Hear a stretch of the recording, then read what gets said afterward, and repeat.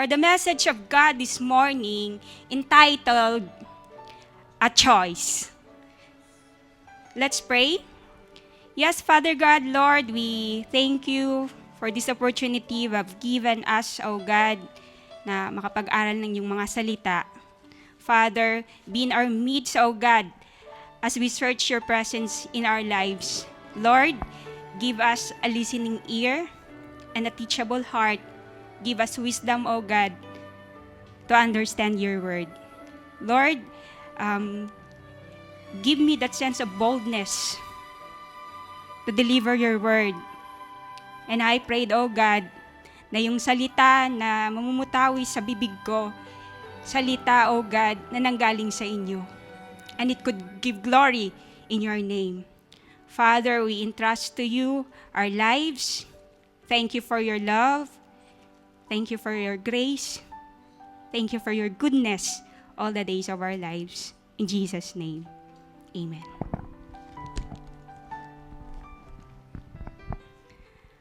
May tanong po ako sa inyo. So, which gate do you prefer to enter? Sino pong gusto dito? Taas po yung kamay ang gusto ng gate na yan. Wow! Di po ba maganda? Wala po, dalawa lang po ang may gusto. Amen. So how about this one?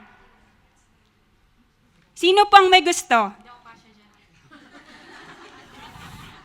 So wala. How about yung hindi nagtaas ng kamay? Ano po yung gusto nyo?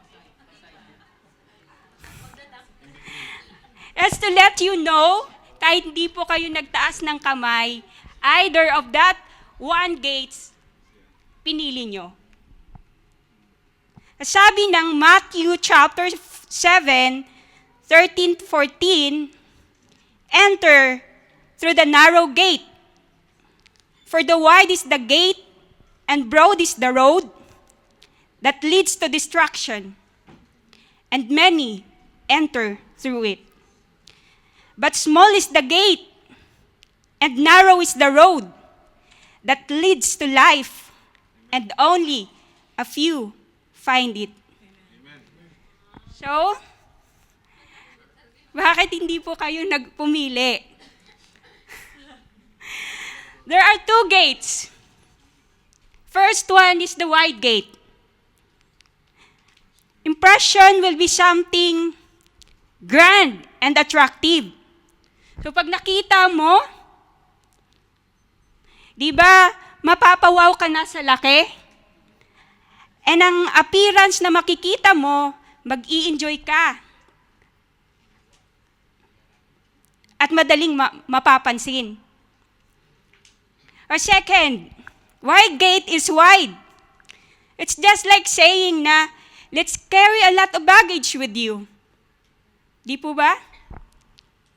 And the third is luxurious and suggests prosperity. Malamang mayaman ang nakatira kasi mamahalin ng gate.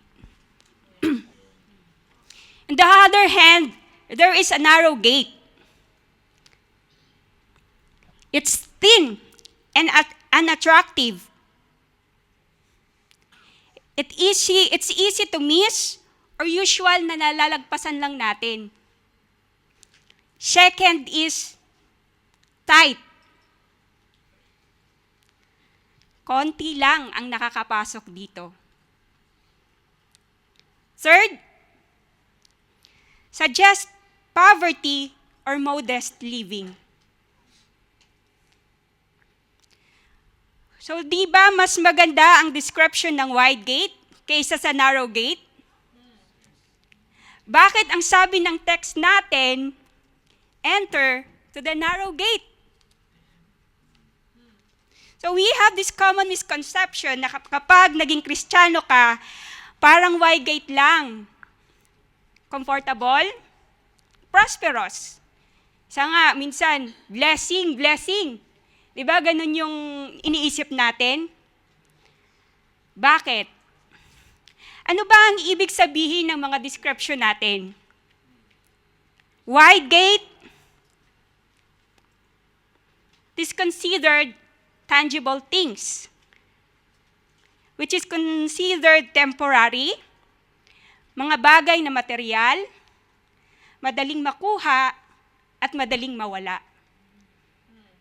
Grand and attractive, malaki, madaling mapansin, at nanghihikayat. So come, ganun siya. Halika dito. Wide. Wide, it implies, let's carry a lot of baggage with you. And it does not require you to let go of things like old lifestyle, hatred, barkada, and even yung mga vices na meron tayo. Third is, suggest prosperity. Ano ba yung prosperity? Ito yung mga wealth or success. Pagkakaroon ng house, magarang sasakyan, success sa career. So sa gate pa lang, makaka-afford ka ng magarbong lifestyle. Since tangible ang mga bagay, kaya mas pinili ng mga tao ang mga ito. Kasi, narrow gate is non-tangible things. Thin, easy to miss or usual na nalalagpasan natin. Unattractive, it doesn't normally appeals sa mga tao. Kung ikaw kanina nakikita mo, gusto mo ba yun? Pag nakita mo pa lang, parang ano na sabi mo baka matetano ka pag pumasok ka dyan. Ganun na yung ano mo, bakit hindi ka papasok.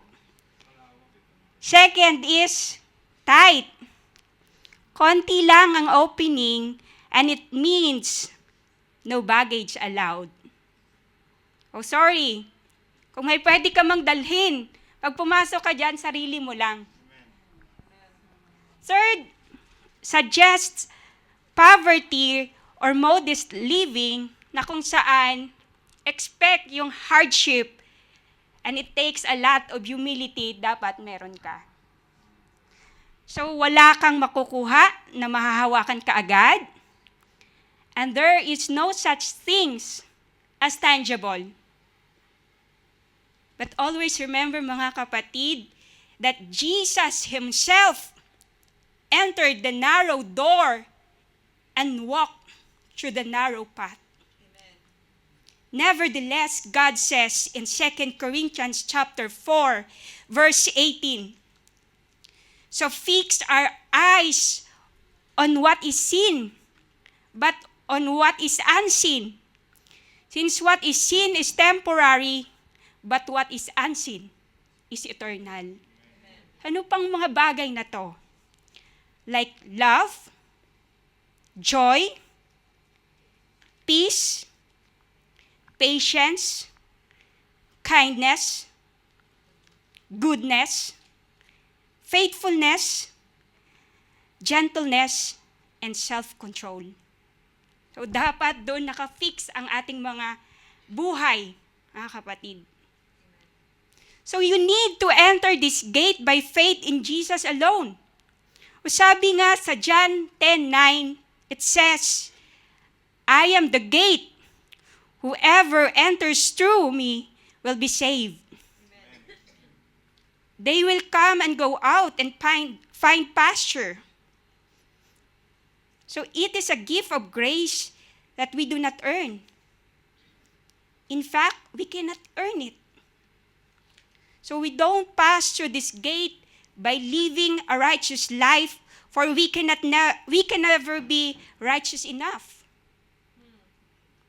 It is a gift of grace that we receive by faith. Amen. Jesus came and laid down His life on the cross to pay for our sin. Every sin that we ever have and will commit was laid on Jesus Christ when He died on the cross. Amen. He paid the penalty of our sins, and so what is offered to each one of us is a gift of grace where our sins can be forgiven and the righteousness of Jesus can become ours. Amen. We receive it by coming to God in repentance and faith. So we turn from a life of walking the broad path and of doing our way and turn to follow Christ. So we accept that His death is the basis of our forgiveness. When we do this, the Bible says that we are born again spiritually.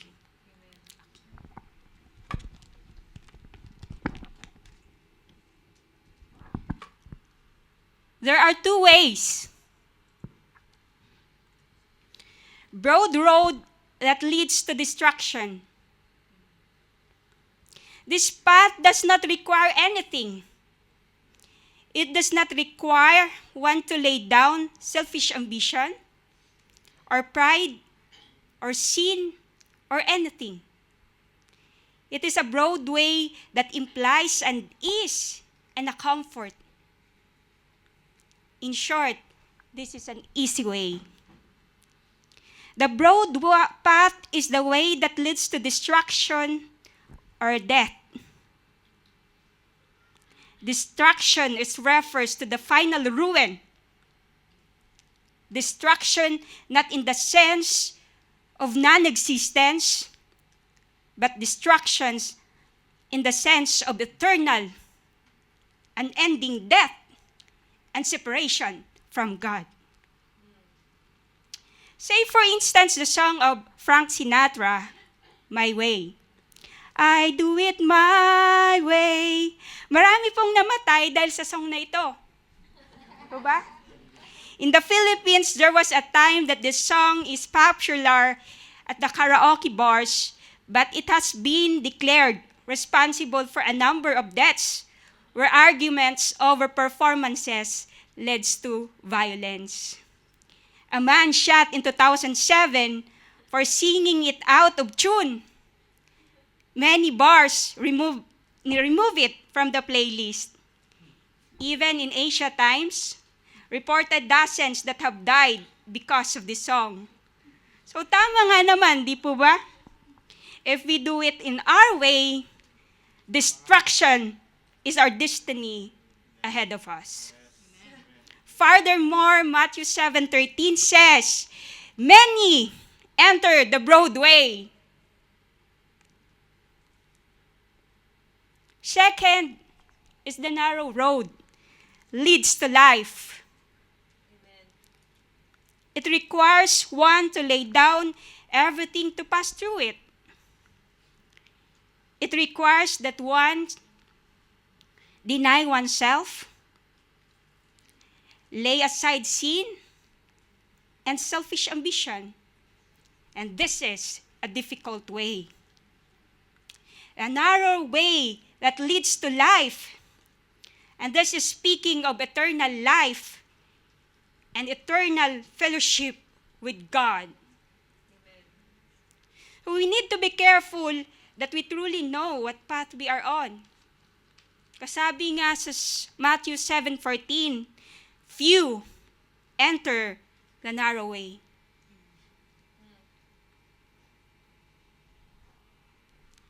So, for our applications, we have 6 travel tips na dapat nating gawin. First is, strive to enter by doing whatever it takes. Strive. So it means if you are an athlete or a running man, ano bang dapat mong gawin? So kung pwede mong gamitin lahat ng energy at lahat ng muscles mo, stretch out mo para makarating ka lang sa finish line. And that is what God requires us to have. You need to choose between God or mammon. Matthew 6:24 says, no one can serve two masters. Either you will hate the one and love the other.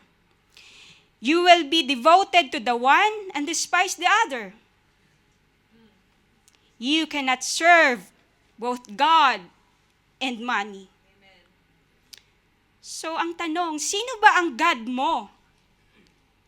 Pag sa work, dapat it's not already an issue to decide kung ano ang uunahin mo.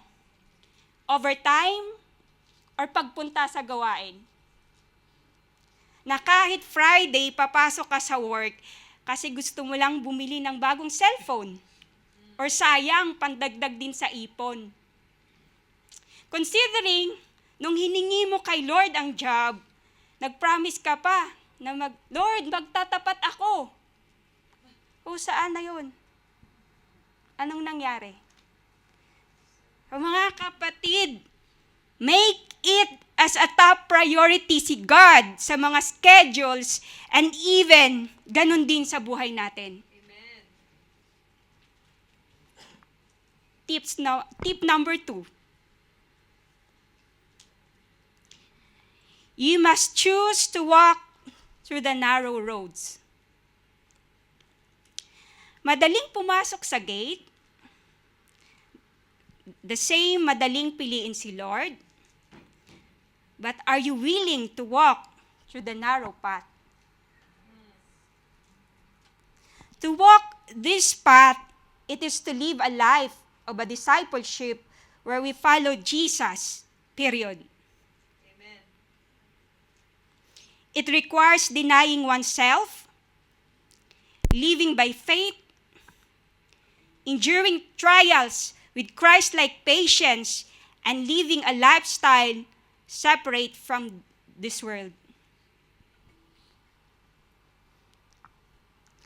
I remember before nandun pa po ako sa Fujairah, meron po akong kasama sa work na naging insecure. So kung dati, sa kanya lahat ina-ask yung work kasi siya yung matagal doon, ang later on natutunan na namin yung work, kami na yung gumagawa. So, after sometimes, mas doon niya sa sarili niya, na wala na siyang gagawin.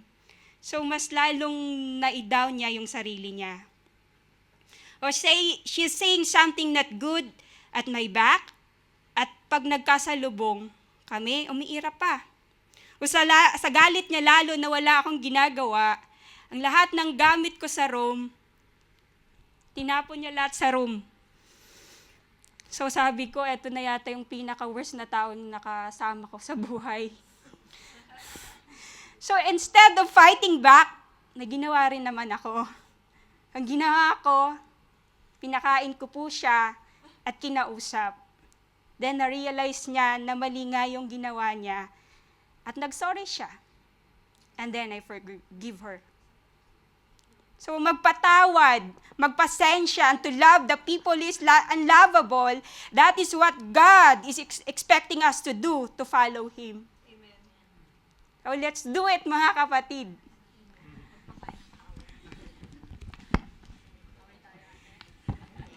So Galatians 2:23 says, I have been crucified with Christ, and I no longer live, but Christ lives in me.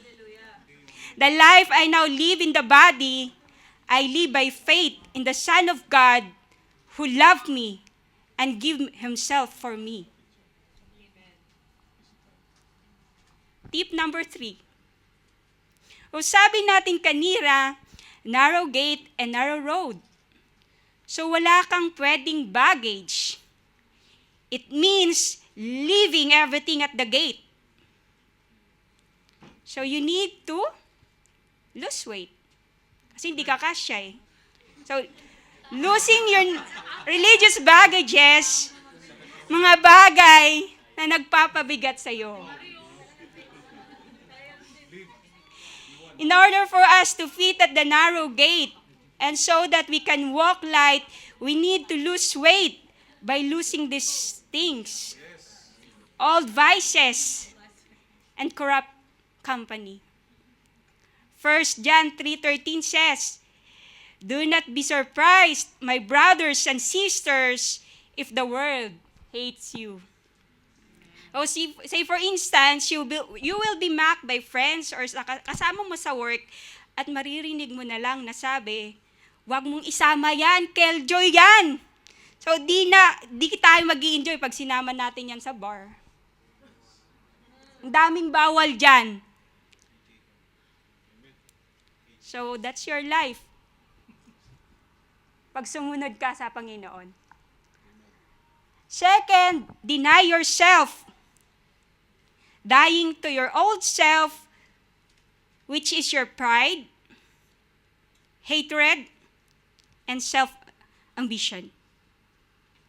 Setting aside our pride, coming in repentance with sins, obedience to God, those were indications that we deny yourself.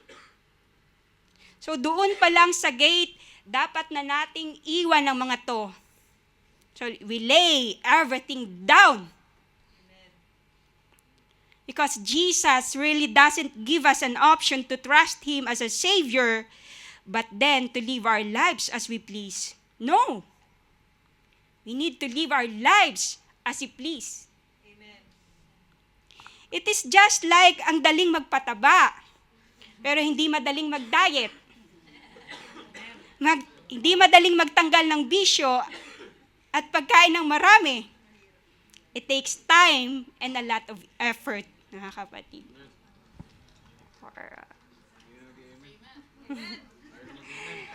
Tip number 4. Ayaw? Tip number 4 is, you must learn to walk the path straight and steady. You must obey God. Kasi one lane lang. And only one way. So diretso lang ang lakad mo, and you have no other choice. Hindi pwedeng konting atras at konting abante. Walang kung sa kulay, hindi pwedeng konting black at konting white. There's no such thing as gray.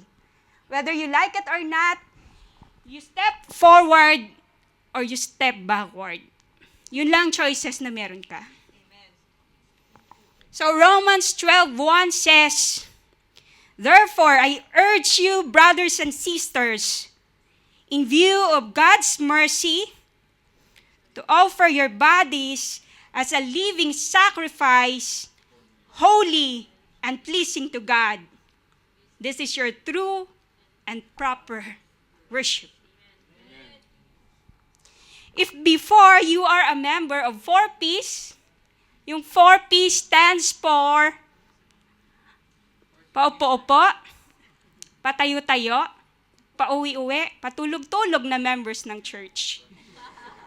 So now, you are a Christian who engages yourselves in ministries at the church na mayus ka pa effectively and mightily sa Panginoon, regardless na wala kang makakasamang friends.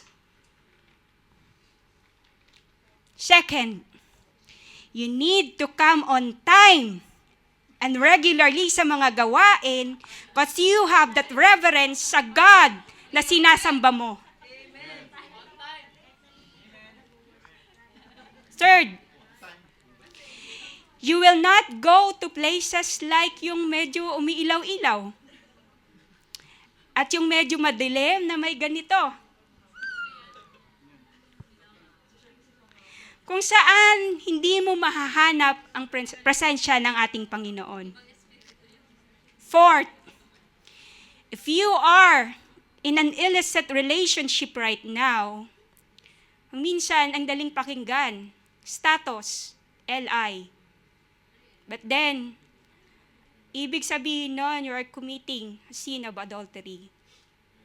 And then, having this boyfriend and girlfriend relationship, being involved na sa relationship na hindi Christian, or hindi lang isa, marami. So, if you are on this, kaya mo yang iwan at fully kang susunod sa ating Panginoon. Fifth, tip number 5. expect difficulties. Wala pong sinabi sa Bible that Christians is excluded sa tinatawag na hardship. So I remembered, 3 years ago, nung pumunta po ako ng Singapore para po maghanap ng work. At least, sabi ko sa sarili ko, malapit lang sa Pinas. So anytime, pwede kong uwian na yung family ko. Sabi ko pa nga sa sarili ko, anak ako ni Lord. So makakahanap ako ng work. Ang lakas ng loob. I tried my best. Yet di po yun ang gusto ng ating Panginoon sa buhay ko. So di po madaling lunukin ng pride at humingi ng tawad sa Lord. Kasi yun hindi niya gusto sa buhay ko. So I obey God at bumalik po ako dito. So di ko po matatawaran ng joy, peace, hope nang sumunod ako sa Kanya. As He said to His word, His ways are higher than my ways, and His thoughts are higher than my thoughts. In experiencing difficulties, let us consider tip number 6. You must focus towards your goal. Focus towards your goal means to focus on your destiny. So you need to look at it na kung saan in the end, you will arrive at the final destination. As you look back at the cost, at yung mga difficulties na na-experience mo, and you will say, the costs was worth it. Oh, 2 Corinthians chapter 4, verse 17 says, for our light and momentary troubles are achieving for us an eternal glory that far outweighs them all. From the outside of the gate, this narrow path can look so restrictive and narrow. But the reality is that once you're on the other side, though it is narrow and can be hard, it is the path of joy and peace. Amen.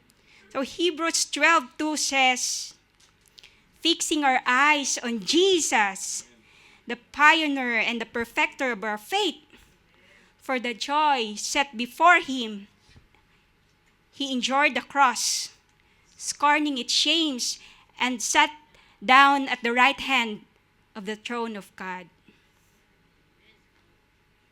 So if it is our goal to give glory, honor, and praise into our God during worship, do not let any chances of doing selfie acts, like taking photos, browsing other things in the net, or talking with neighbors while somebody's talking in front.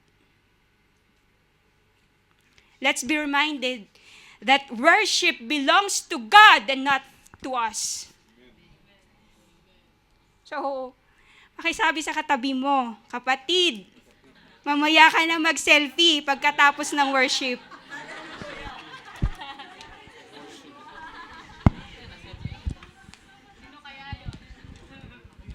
Amen?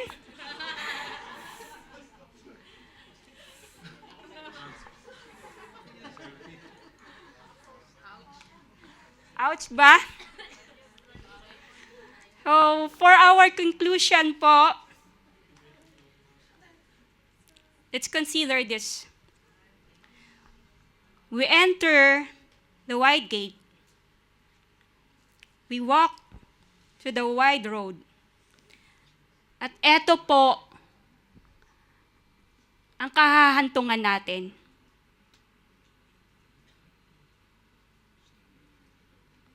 The other hand, we enter the narrow gate and we walk through the narrow road. At eto po ang sasalubong sa atin. And I do hope na mapili po tayo sa tamang choice sa dalawang choices na to. Sabi ng 2 Peter chapter 1 verse 11, "And you will receive a rich welcome in the eternal kingdom of our Lord and Savior, Jesus Christ." Yun lang po mga kapatid. So let's pray. Yes, Father God, we thank you, Panginoon, sa mga salita mo. And I prayed, God, na bigyan mo po kami ng strength, bigyan mo po kami ng guidance, O God, to walk sa narrow roads, O God, na gusto mong i-take namin sa life. Father, I prayed na i-remind mo po sa amin every days of our lives, Panginoon, how worthy you are na dapat i-worship sa every days of our lives.